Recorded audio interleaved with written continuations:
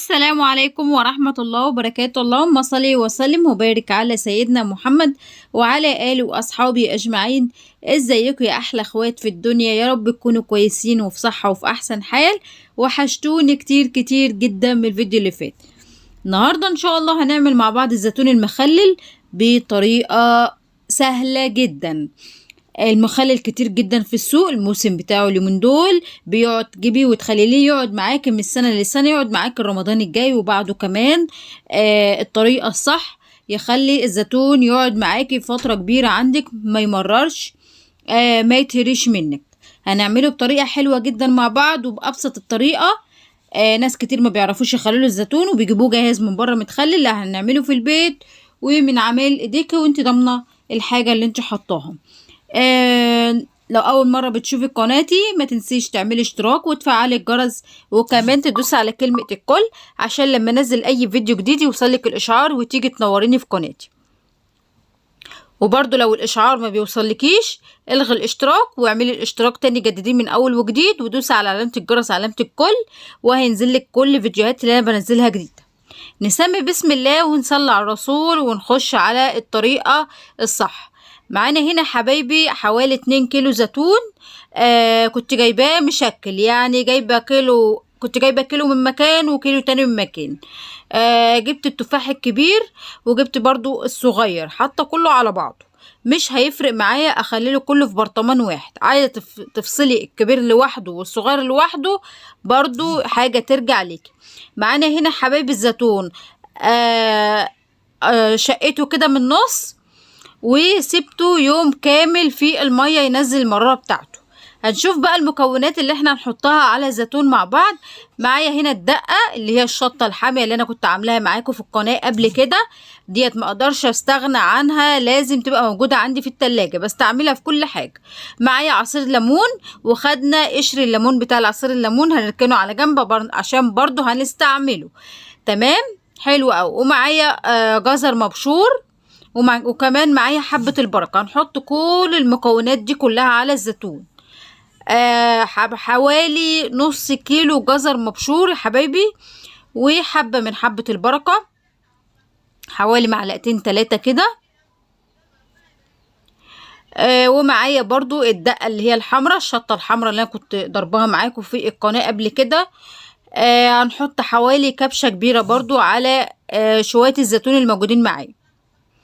لو انت ما بتحبيش الحاجه حراقه، المخللات ما بتبقاش حراقه عندك، ما بتحبهاش، ما تحطيش الشطه الحاميه. هنقلب كل المكونات دي كلها يا حبايبي مع بعضها كويس جدا.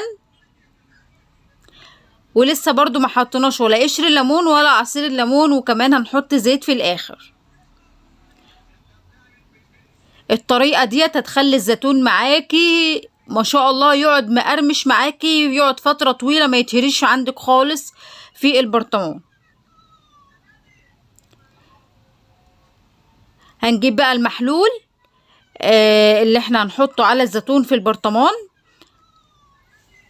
معايا هنا حوالي لتر مية، عليها كيس ملح اللي هو الكبير. لتر مية عليها كيس ملح، ده الكبير، انا هاخد نصه، يعني انت تجيبي كيس ملح اللي هو الصغير. تمام حبايبي، هنقلبه كويس جدا عشان يدوب معانا قبل ما نحطه على الزيتون. لو حطيناه مباشرة على الزيتون هينزل الملح في قاع البرطمان ومش هيحدق معايا الزيتون. ندوب الملح كويس جدا. ولو منوران لغاية دلوقتي ما تنسيش تحط لايك، وكمان مستنية الكومنتات الحلوة الجميلة بتاعتكم اللي بتشجعنا. قلبنا هنا كده المحلول بتاع المخلل. المحلول اللي انا بعمله ده ينفع لجميع المخللات عندك. هنجيب بقى البرطمان اللي هنحط فيه الزيتون اللي احنا جهزناه، هنفضيه في قلب البرطمان، وانصحك بالبرطمان يكون ازاز. اي مخللات هتعمليها البرطمان يبقى ازاز. ما انصحش البرطمانات اللي هي بتبقى البلاستيك ديت، ما انصحش بيها. هنزل يا حبايب قلبي بالكمية كلها. شايفين بقى الزيتون وجماله؟ يا سلام، يتاكل وهو ني كده.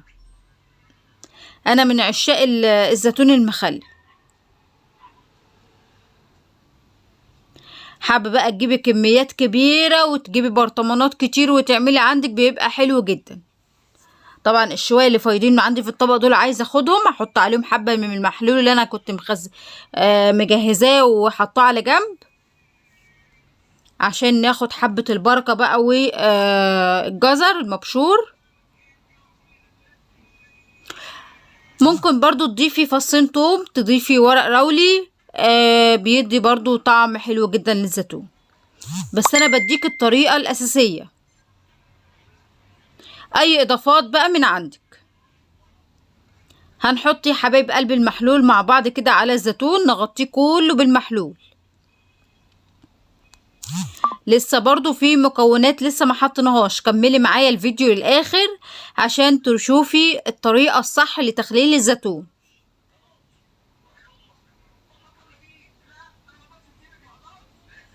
اللايك يا حبايب قلبي، لو انت موجودة معايا لغاية دلوقتي ما تنسيش تحط اللايك، عشان اللايك هو اللي بيرفع الفيديو. يعني اللايك مش بفلوس، انت بتحط اللايك، بتدوس اللايك عشان الفيديو يتشاف اكتر والفيديو يترفع في المشاهدات.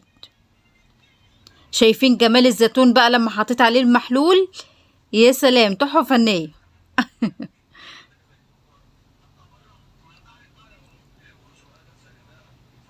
حلو قوي. طريقة سهلة جدا ومش مكلفة خالص ولا اي افتكاسات. حابة تجيبي شوية على قد الكيلو زيتون وتعمليهم برضو بالطريقة ديت، بيبقى حلو جدا عندك. عملنا برضو قبل كده الفيديو اللي قبله في القناة، عملنا تخليل الليمون، تخليل الليمون السريع اللي انت تاكلي منه في خلال اسبوعين 3. اي مخللات بقى محتاجاها انزلي عندي في القناة، هتلاقي جميع المخللات انا مخليها معاكم. شايفين الجمال يا حبايب قلبي؟ حلو قوي. هنحط بقى في الوقت ده، هنحط حوالي فنجان من الخل.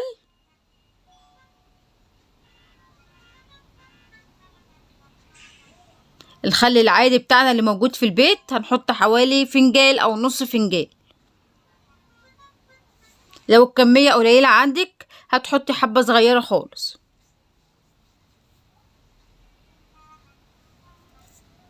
وهنا برضو الورق الراولي اللي انا قلت لكم نحطه فيه الزيتون، بيديله طعم حلو جدا. حابة تضيفي فصين توم برضو.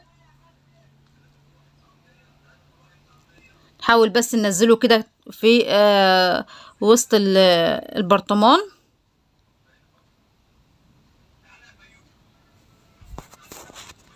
طبعا مفيش اسهل من كده. يا سلام على الزيتون، يا حلاوته. هنا بقى يا حبايبي هنجيب الليمون، عصير الليمون. دول حوالي نص كيلو ليمون، خدت منه العصير بتاعه، حطيناه برضو على الكمية اللي موجودة معايا في البرطمان.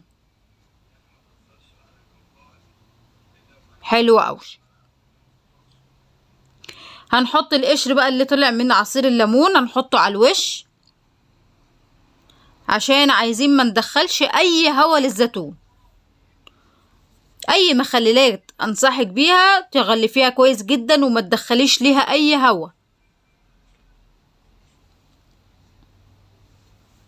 هنبدأ نرص القشر بتاع الليمون، قشر الليمون بالشكل ده.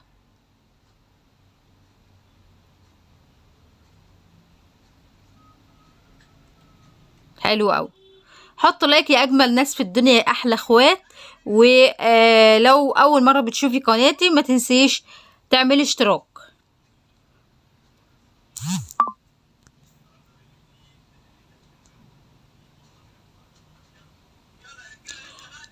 هنحاول نغطيه كله كده بقشر الليمون.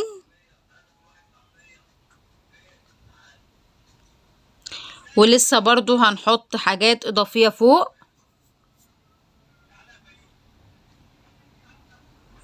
حلو قوي كده. حطينا كمية من قشر الليمون. هنجيب برضو زيت يا حبايبي ونحط حوالي نص فنجان زيت على الوش برضو، عشان ما يدخلش اي هوا للزيتون بتاعنا.